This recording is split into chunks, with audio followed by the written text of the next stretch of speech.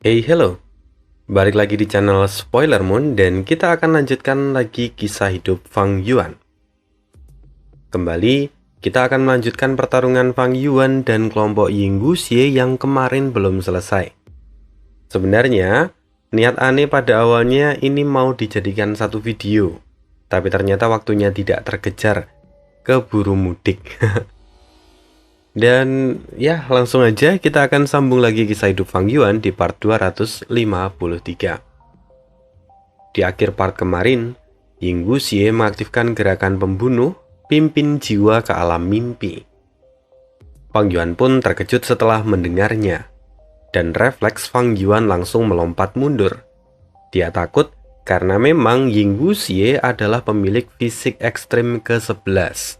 Jadi otomatis Ying Wuxie mampu meningkatkan efek dari jalur mimpi yang digunakan. Dan benar saja sesaat kemudian, pemandangan di depan mata Fang Yuan langsung berubah. Kali ini dia bisa melihat bahwa dia berada di perbatasan selatan. Sialan, Fang Yuan langsung menggunakan gerakan pembunuh mengurai mimpi. Fang Yuan pun berhasil keluar dari alam mimpi. Dia bisa melihat tubuh naganya yang masih dalam kondisi baik.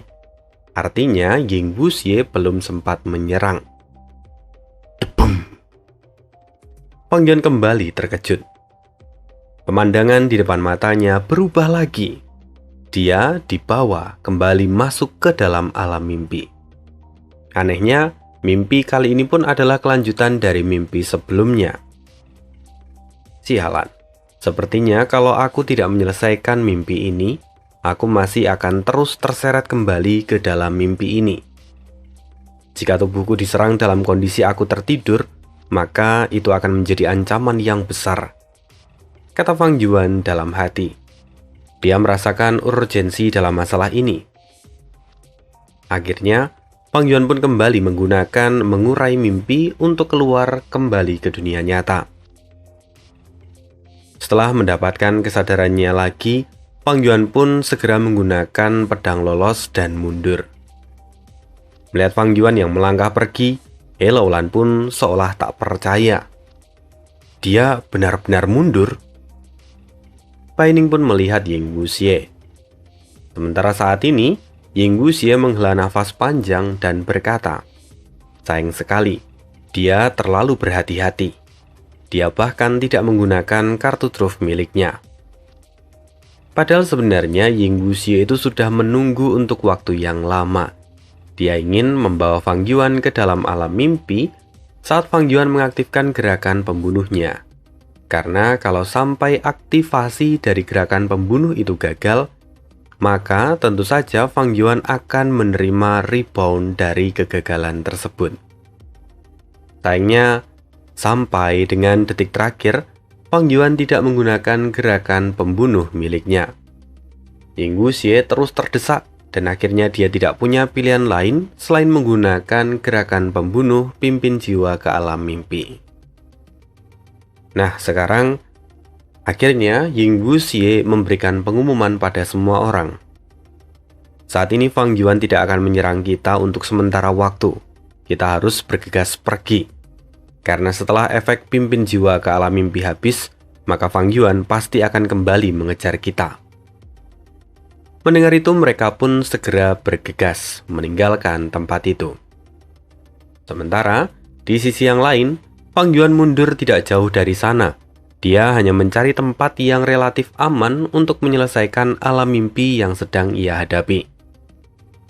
Dan setelah beberapa waktu, Fang Yuan akhirnya menyelesaikan alam mimpi itu. Dan benar seperti prediksi Ying Wuxie, Fang Yuan langsung bergegas mengejar Ying Wuxie dan lainnya. Karena melewati dinding regional itu adalah tantangan yang sulit, Ying Wuxie dan yang lainnya pun memerlukan waktu yang tidak sedikit. Sialnya, saat mereka ada di penghujung dinding regional, Fang Yuan sudah berhasil menyusul mereka. Kali ini, Xinu berhenti. Tuan, pergilah. Saya akan menahan orang ini untuk beberapa waktu. Ying Wuxie tampak masam, tapi dia sadar bahwa ini adalah pilihan yang terbaik.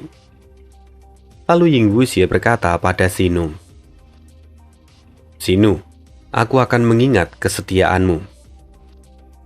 Setelah itu Ying Wuxie pun berbalik dan pergi bersama He Laolan dan Bai Ningping. "Hah, apa kalian pikir kalian bisa lepas dariku?" teriak Fang Yuan yang terbang dengan cepat menggunakan wujud naganya. Tapi di situ Xinu berdiri. Dia pun berseru, "Aku tidak akan membiarkanmu melewati batas ini." Segera Xinu membangun dinding batu yang besar di belakangnya. Kali ini dia akan menghadapi Fang Yuan secara langsung. "Batu kecil, berani sekali kau menghalangi jalanku," teriak Fang Yuan yang langsung menerjang Xinu. Xinu berjuang sekuat tenaga menahan Fang Yuan. Bahkan di dalam cengkraman naga Fang Yuan, Xinu masih bisa mengaktifkan gerakan pembunuhnya untuk memanipulasi batu dan menyegel Fang Yuan, tentu saja bersama dengan dirinya. Namun sayang sekali, Fang Yuan jauh lebih unggul meskipun mereka sama-sama berada di peringkat 7. Dengan raungan naga yang panjang, cahaya pedang membelah batu yang menyegel diri Fang Yuan. Akhirnya Fang Yuan pun terbebas. "Sekarang kau akan mati, batu kecil."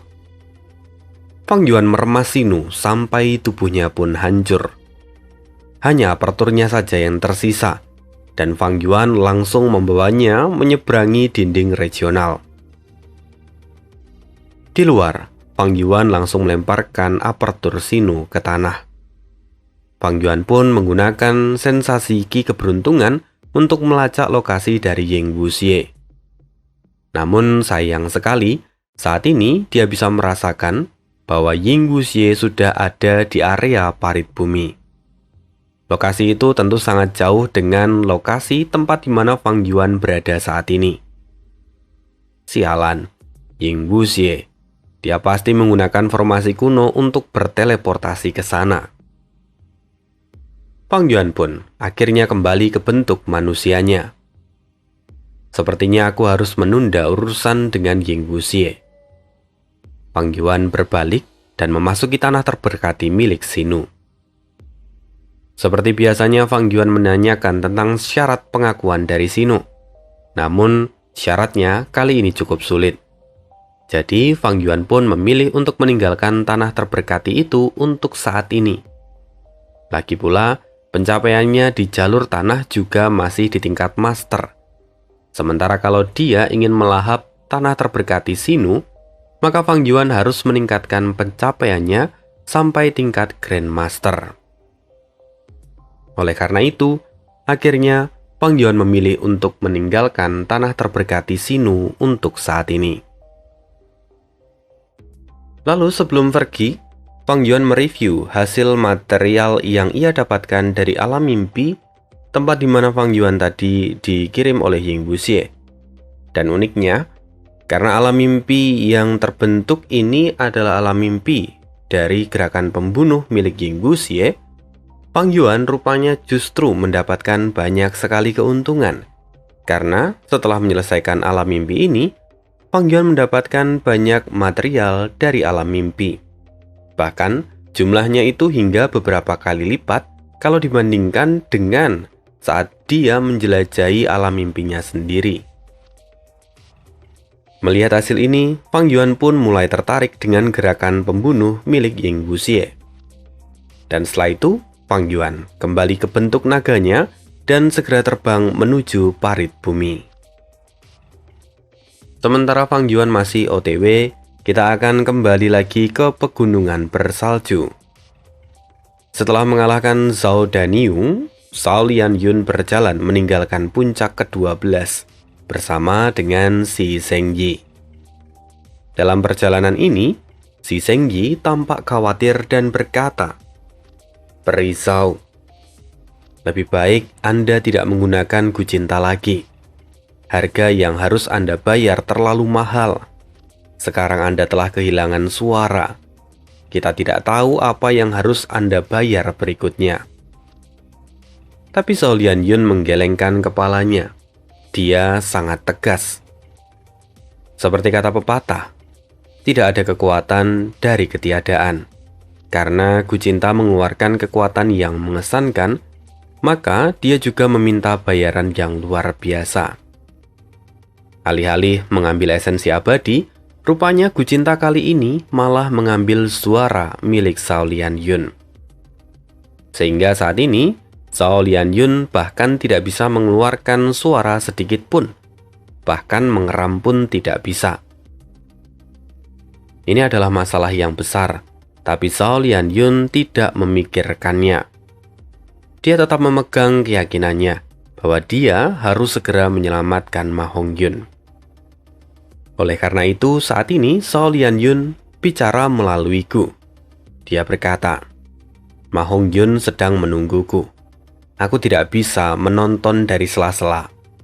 Jadi sekalipun aku kehilangan suaraku ataupun nyawaku, aku tidak akan berhenti. Lagi pula kalau hanya suara, aku masih bisa berkomunikasi menggunakan Gu seperti sekarang." Mendengar itu, si Zheng Yi tampak menghela nafas panjang. Dia tidak bisa mengatakan apapun. Saat ini yang bisa ia lakukan hanyalah menemani Zhao Lianyun. Lalu kemudian, setelah mereka melangkahkan kaki keluar dari puncak ke-12, mereka langsung diteleportasikan ke tempat yang lain. Zhao Lianyun kini tiba di sebuah tempat yang mana dia bisa melihat itu adalah tempat bekas pertarungan. Siapa yang bertarung di sini? Apakah Yu Yixi, Bu Shenxi, ataukah Mu Linglan? Zhao Lianyun mulai mencermati semua yang ada di depannya. Dan akhirnya dia melihat seorang laki-laki yang berlumuran darah. Dia bisa mengenali laki-laki ini. "Yu Yixi, bertahanlah, aku akan membantumu," seru Zhao Lianyun. Yu Yixi tentu terkejut melihat kemunculan Zhao Lianyun. Dia senang, tapi dia juga tahu situasinya saat ini sangat berbahaya. Lantas, Yu Yixi pun berseru, "Peri Zhao, berhati-hatilah. Pemimpin puncak di sini adalah iblis sejati yang mengembangkan jalur darah." "Apa? Jalur darah?" Mata Zhao Lianyun pun melebar. Yu Yixi berkata lagi, "Kemampuan orang ini tidak normal. Ketika dia melukai kita, maka luka kita tidak akan sembuh dengan mudah. Darah kita akan terus mengalir keluar sampai darah kita habis." Hal ini juga alasan kenapa saat ini tubuh Yu Yixi penuh dengan darah. Mendengar semua itu, Zhao Lianyun pun mengangguk. "Aku mengerti. Sekarang beristirahatlah. Aku akan menghadapi iblis ini." Zhao Lianyun melangkah maju. Kemudian, sebuah suara kembali terdengar. "Lucu sekali. Orang lain muncul di tempat ini dan mencari kematian. Majulah dan aku akan memberimu kematian yang menyakitkan." Setelah itu muncullah Zhao Bu. Dia kini tampak diam di tempat dan melihat ke arah Zhao Lianyu. Zhao Bu, dia adalah pemimpin puncak ke-10 dan dia adalah kultivator dari jalur darah. Melihat Zhao Bu, Zhao Lianyun langsung mengaktifkan gerakan pembunuh rantai perak pengunci kehidupan. Dan kemudian sejumlah perisai menutupi Zhao Lianyun serta rantai perak pun bergerak ke arah Zhao Bu.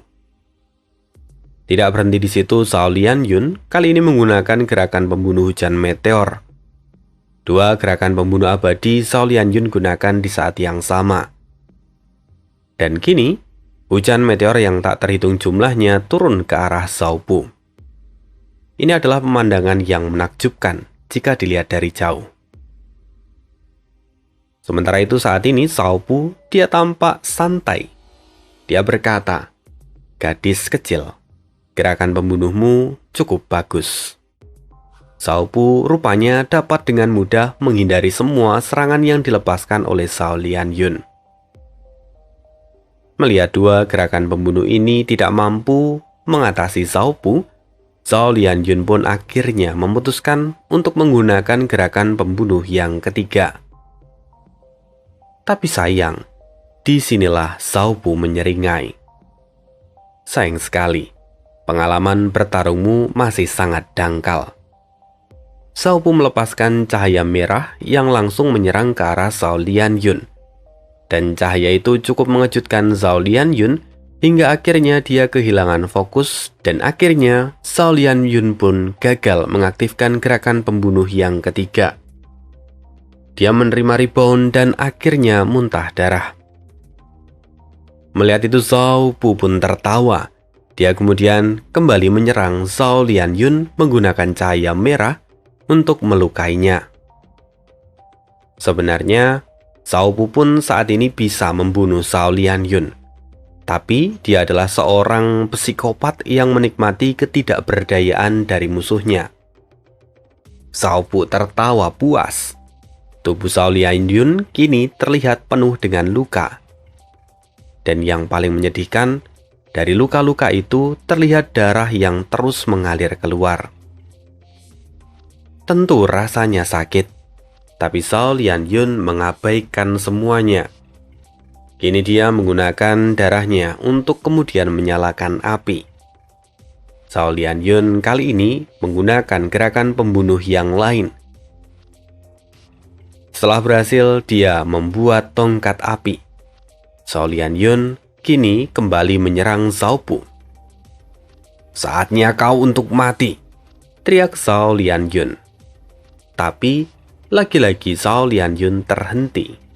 Tongkat api miliknya tiba-tiba runtuh dan kemudian darah keluar dari mulutnya.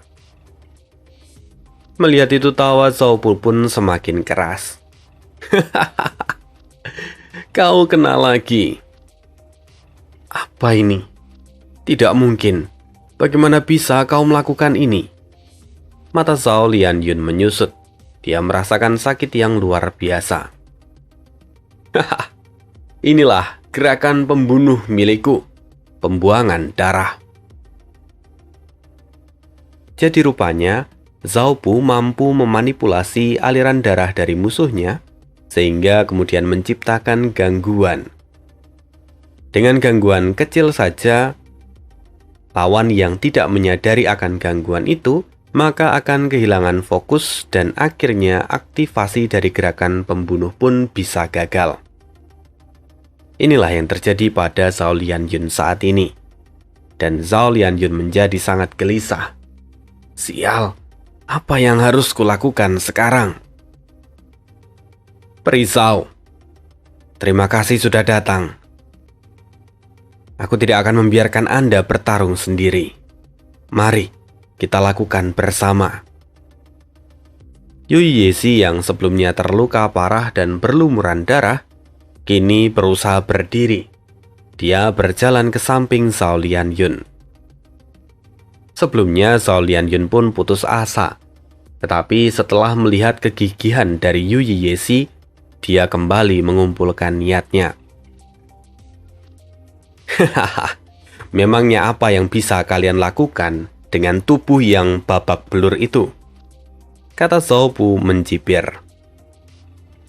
"Sepertinya kau harus mulai bersiap," kata Zhao Lianyun pada Zhao Bu. Seolah-olah ini adalah peringatan.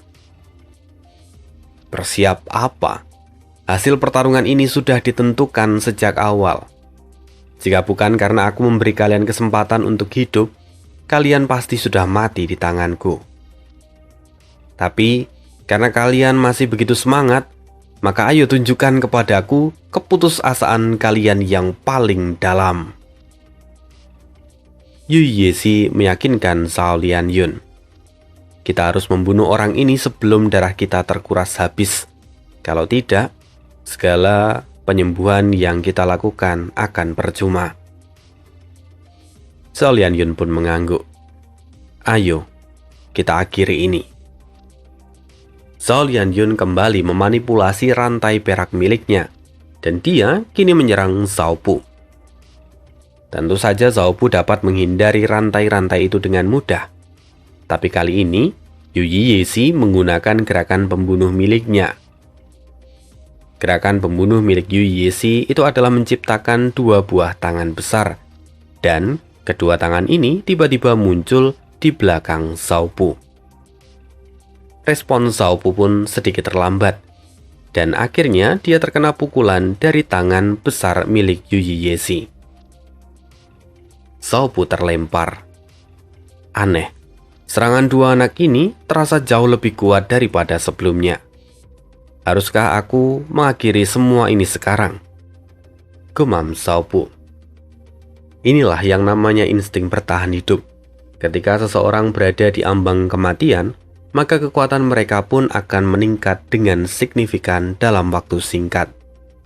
Fenomena ini juga yang saat ini terjadi pada Yu Yixi dan juga Zhao Lianyun. Kemudian pertarungan pun terus berlanjut. Tapi sayang sekali, luka Zhao Lianyun itu sangat banyak, sehingga dia lebih dahulu kehabisan darah dibandingkan Yu Yixi. Setelah beberapa puluh serangan berikutnya, Zhao Lianyun akhirnya kehilangan keseimbangannya dan terjatuh. Oleh karena itu, Yu Yixi harus berjuang seorang diri. Lihat temanmu, dia sudah kehabisan darah. Sebentar lagi kau akan menyusul kematiannya, seru Zhao Bu. Sementara itu saat ini kesadaran Zhao Lianyun semakin memudar. Sial, apa aku akan mati di sini? Tubuhku semua terasa sakit.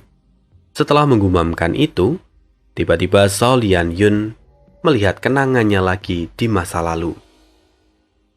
Saat itu pun sama, tubuhnya juga terluka karena dia jatuh. Zhao Lianyun begitu kesakitan dan darah mengalir keluar dari lukanya. Tidak, aku akan mati, kata Zhao Lianyun yang merengek. Tapi Ma Hongyun selalu ada di sampingnya dan menghiburnya. Nona, jangan ribut. Kamu tidak akan mati hanya karena luka kecil ini. Apa kau buta? Darahnya sangat banyak. Aku tidak pernah mengalami pendarahan seperti ini, teriak Zhao Lianyun. Ma Hongyun tersenyum. Nona, kamu berlebihan. Lagi pula luka adalah suatu hal yang biasa di dataran utara. Bahkan banyak klan yang menganggap luka sebagai simbol prestasi dan kemuliaan. Anda tidak perlu risau tentang hal ini. Mendengar itu, Zhao Lianyun memutar matanya dan berkata, apa kau benar-benar tahu cara menghibur seorang wanita? Kenapa aku malah merasa kesal mendengar semua ucapanmu? Mendengar itu, Ma Hongyun pun tertawa. Nona, kamu tentu tahu bahwa aku ini tidak pandai dalam hal semacam itu. Ah, kenapa kau terus menertawaiku? Diamlah. Zhao Lianyun kini semakin kesal. Haha, saya tidak menertawai Nona. Hanya saja, saya merasa bahwa Nona begitu imut. Meski biasanya Nona bertindak begitu dewasa dan membuat orang-orang kagum, tapi saat ini Nona seperti seorang anak kecil. Dan itu membuat saya seolah-olah ingin terus melindungi Nona, kata Ma Hongyun dengan jujur. Mendengar itu, kuping Zhao Lianyun pun memerah. Dia lalu memukul Ma Hongyun. Jangan membual, kerjakan saja tugasmu dengan benar.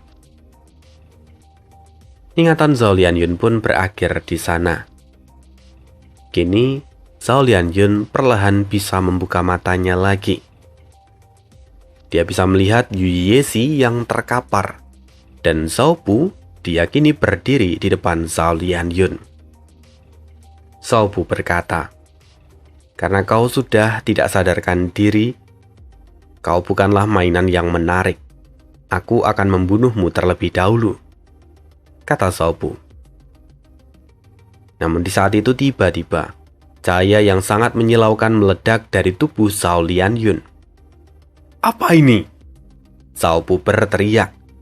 Tubuhnya seolah-olah seperti terbakar, oleh karena sinar yang dipancarkan oleh tubuh Zhao Lianyun.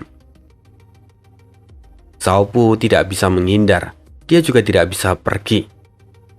Sayang sekali, dalam sekejap tubuh Zhao Pu terlihat meleleh seperti lilin. Zhao Pu mati dan dia akhirnya berubah menjadi abu, sama seperti dua orang sebelumnya. Zhao Lianyun tahu bahwa semua ini lagi-lagi karena Gu Jinta. Gu Jinta telah menghabisi musuh Zhao Lianyun dan kemudian menyembuhkan luka dari Yu Yezi. Tapi hal yang tak terduga pun terjadi. Sebelum kita mengetahui apa yang hilang dari Zhao Lianyun, kali ini kita akan kembali dibawa pergi ke parit bumi. Saat ini Fang Yuan sudah ada di sana dan dia berseru, "Ying Wuxie, keluarlah! Percuma saja kau bersembunyi." Kemudian dari dalam kegelapan parit bumi, sebuah kota raksasa perlahan terbang ke atas. Di atas kota itu terlihat Ying Wuxie yang sedang berdiri. Dia pun berkata, "Aku sudah menunggumu untuk waktu yang lama," kata Ying Wuxie dengan tenang. "Haha, aku tidak menyangka kamu masih memiliki rasa percaya diri setinggi itu. Setelah Xinu mati di tanganku, sekarang meski kalian memiliki rumah Gufana bersama kalian, memangnya apa yang bisa kalian lakukan di hadapanku?" kata Fang Yuan sambil mencibir. Kekuatan Fang Yuan memang jauh di atas mereka, dan meskipun Fang Yuan sendiri, dia bisa menghadapi mereka semua. Tapi kemudian, sebuah suara terdengar. "Fang Yuan, jangan terlalu sesumbar. Kamu belum menambahkan aku di dalam perhitunganmu." Suara itu terdengar familiar, dan Fang Yuan langsung tahu bahwa orang yang baru datang ini adalah orang yang sangat tidak ia harapkan. Rambut keenam, sang mata-mata yang ditempatkan di tanah Langya. Fang Yuan tahu bahwa ada kemungkinan besar rambut keenam akan muncul di sini dan ikut campur di kondisi yang kritis ini. Tetapi Fang Yuan sungguh tidak mengharapkan kehadiran dari rambut keenam di tempat ini. Kenapa? Apakah Fang Yuan takut dengan kekuatan rambut keenam? Rupanya tidak. Fang Yuan tidak menginginkan rambut keenam ikut campur karena saat ini rambut keenam dan Fang Yuan masih terikat di dalam perjanjian. Kalau Fang Yuan sampai menyerang rambut keenam, maka dia harus menerima hukuman dari perjanjian di antara mereka. Padahal saat ini, Fang Yuan ingin menghabisi Ying Wuxie. Tetapi kalau ada rambut keenam di sisinya, maka situasi di sana akan semakin sulit. Saat ini, Ying Wuxie berjalan ke belakang. Dia menepuk pundak dari rambut keenam, lalu berkata, "Kerja bagus. Keberadaanmu saja sudah membuat Fang Yuan tampak ragu," kata Ying Wuxie. Mendengar itu rambut keenam tentu saja senang. Dia berkata, "Tuan, Anda beristirahatlah. Biarkan saya yang menangani masalah ini." Ying Wuxie pun mengangguk, lalu kemudian dia memasuki kota aliran gelap. Saat ini ekspresi Fang Yuan pun tampak masam. Jalur informasi benar-benar menggangguku. Kapan aku bisa lepas dari jalur ini? Akhirnya pertempuran pun dimulai. Saat ini rambut keenam memimpin pertempuran dari sisi Ying Wuxie. Strateginya bukan untuk mengalahkan Fang Yuan, tetapi untuk tidak melakukan kesalahan. Karena kalau sampai rambut keenam melakukan kesalahan, maka sama seperti Fang Yuan, dia juga akan menerima hukuman. Saat ini binatang buas mulai bermunculan dari dalam parit bumi. Ini adalah pengaturan yang Ying Wuxie tinggalkan. Dari sana terlihat gurita yaksa, kera pemanjat dinding, dan banyak jenis binatang buas lainnya, yang mana mereka sekarang mulai menyerbu Fang Yuan. Meskipun kebanyakan dari mereka hanyalah binatang buas di tingkat fana, tetapi di antara mereka juga terdapat binatang buas kuno, bahkan binatang buas kuno terpencil. Dengan kekuatan Fang Yuan saat ini, sesungguhnya melawan mereka semua bukanlah hal yang sulit. Dan bahkan daripada disebut pertarungan, saat ini tempat itu terlihat seperti tempat penjagalan. Pembantaian benar-benar terjadi dan terlihat sangat mengerikan. Sayangnya jumlah musuh terlalu banyak, sehingga sekalipun Fang Yuan jauh lebih kuat, dia masih memerlukan beberapa jam. Setelah pertarungan selesai, Fang Yuan sadar bahwa saat ini Ying Wuxie sudah tidak ada di sana. Ying Wuxie pasti sudah menggunakan formasi besar dan meninggalkan tempat itu. Jadi yang tersisa di sana hanyalah rambut ke-6. Bahkan kalaupun kultivasi rambut ke-6 tidak sebanding dengan Xinu, namun dia masih memiliki kartu as. Rambut ke-6 bahkan tidak merasa takut pada Fang Yuan. Dia berseru, "Lantas apa yang sekarang akan kau lakukan? Apa kau akan membunuhku?" Melihat rambut ke-6, Fang Yuan tersenyum sinis. "Tidak ada gunanya membunuhmu. Tunggu saja sampai aku membunuh Ying Wuxie. Setelah itu, aku pastikan kau akan jatuh ke dalam penderitaan dan keputusasaan tanpa akhir." Dan setelah itu, Fang Yuan kembali terbang ke langit dan meninggalkan parit bumi.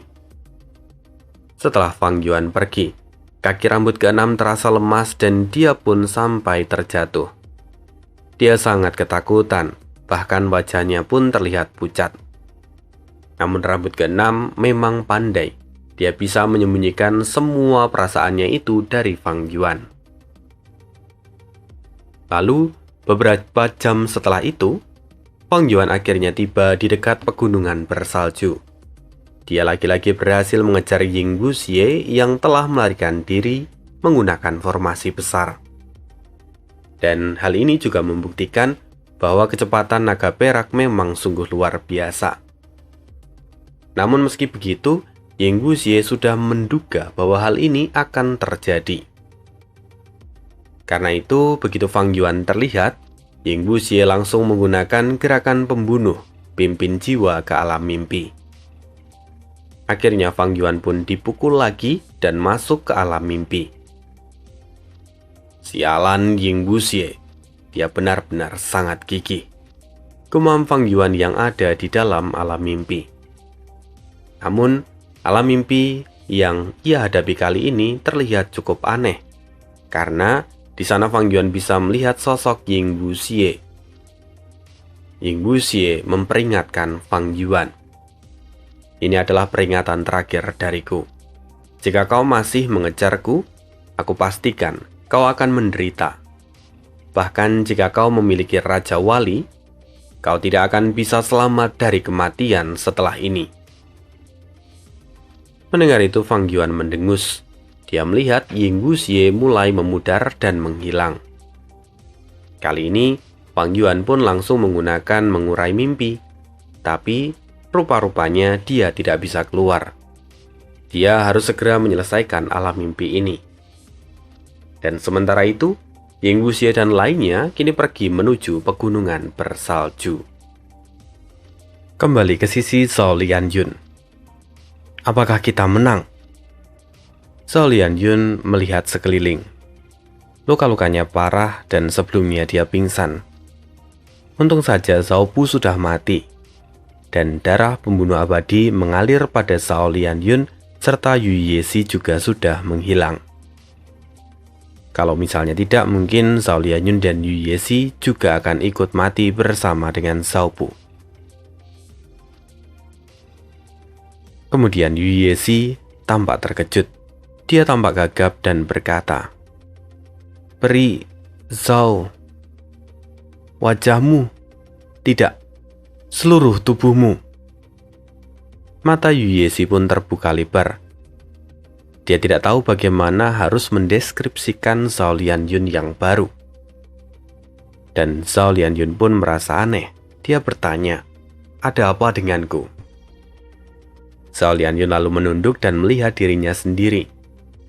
Hal pertama yang ia lihat jelas adalah kedua tangannya, yang mana saat ini kedua tangannya telah berubah menjadi kurus dan keriput.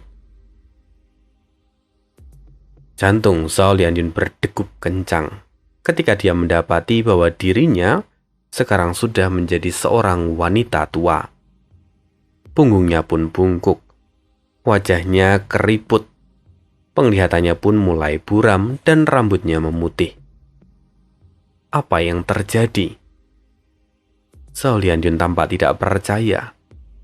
Dia menarik rambutnya dan dengan mudah rambut putih yang ia miliki telah tercabut karena akarnya sudah tidak kuat. Yu Yexi dengan suara berat berkata, "Mungkin semua ini karena Ku Cinta.